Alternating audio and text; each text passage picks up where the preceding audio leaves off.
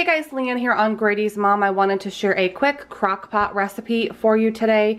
This is a creamy ranch chicken in the crock pot dish, and it is super delicious. It's one of those recipes I made a long time ago and then I forgot. I know we all have those. So I've got my crock pot out and ready. I'm gonna link down below the recipe that I base mine off of, but I do a couple things different. So in the recipe that I'll link below, it calls for putting the chicken breasts into the crock pot raw, and that is completely fine. It will come out still really good. I personally like to sear my meat before I put it into any crock pot recipe. I just think the final outcome tastes better. But again, if you don't have time, you can skip that step and put the chicken in raw. So just something to keep in mind if you check out the link down below. Another difference in the link below is it calls for whole milk. I think it tastes better with half and half.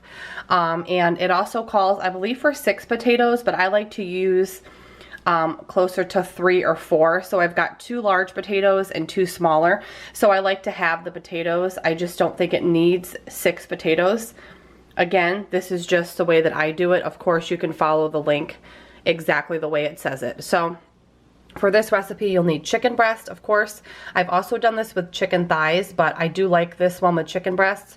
Half and half, a large can of the cream of chicken soup. Any brand will do. If you like Campbell's, you can use that. This is just a Hannaford brand cream of chicken soup. You'll need some carrots. It calls for 2½ cups. But I've always done it with about 4 carrots. So I've got 3 here and then 2 halves here. So I've got 4 carrots. Again, I have the equivalent of 3 potatoes, 2 large and 2 small, which is sort of like 3 large ones. You'll definitely need some thyme. You can use fresh thyme like the recipe calls for. I just don't have any, so I'm using dried thyme, and I've used dried thyme in this recipe before, and it's great. And then a packet of ranch. You can also use like a store brand ranch. It does not have to be Hidden Valley. So it's really easy to throw together. First, I'm gonna go ahead and get my chicken breasts seared up. While those are searing, I'm gonna peel and chop my potatoes and my carrots and bring it all together. All right, guys, so I have a hot pan here. That's the key. You want a hot pan with olive oil. And I'm gonna go ahead and get my chicken breasts in. I salt and peppered the top. And you want that sizzle when it hits the pan, and you'll know the pan is nice and hot.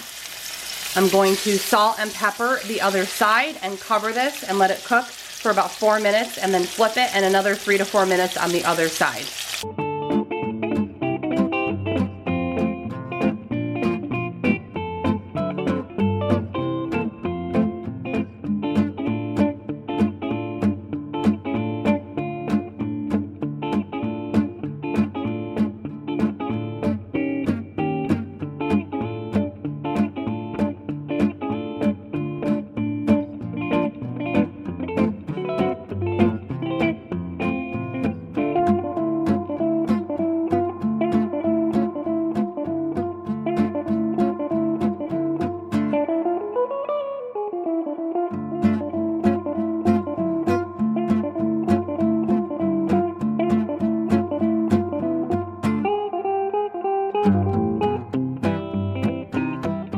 Alright guys, so I have my crock pot lined. I decided to use my larger crock pot with the carrots and the potatoes with a crock pot liner.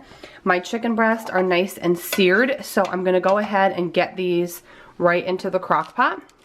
And I have 3 decent sized breasts here. And you want that nice golden brown on top. So I've got those in the crock pot. I'm going to make my sauce now, and we're going to bring this all together. Alright, I've got my cream of chicken soup and my half and half in the bowl, and I'm going to go ahead and add the dry ranch packet. This recipe, guys, also calls for butter to be put on top, like 2 tablespoons. I never add the butter, and it always comes out delicious. If you want to go ahead and add the butter, feel free. So I'm just going to whisk this up so everything is combined, and then we're going to dump it on top of the chicken and the veggies. Alright, this is combined really well. I'm going to go ahead and pour it over top of this, and then put some thyme on top of that, and then we're going to set it and forget it. Okay guys, so the sauce is on. Now all you're going to do is just take a spoon and try to make sure all the meat is covered. And obviously as it cooks, the sauce will thin out a lot. and it creates like a really yummy kind of sauce slash sort of gravy. So I just make sure my chicken's covered so it doesn't dry out. And because I sear my chicken first, it cuts down the cooking time from 5 hours to 4. I would even say if you were in a real pinch, you could cook it even quicker. But I cook mine on low for 4 hours. So I just have all the meat covered up as good as it's gonna get because the sauce is kind of thick right now.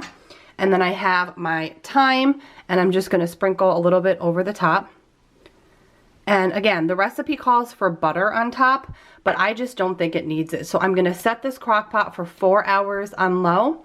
I'll probably just kind of peek at it through the lid to make sure it looks good, because you're really not supposed to open a crock pot lid.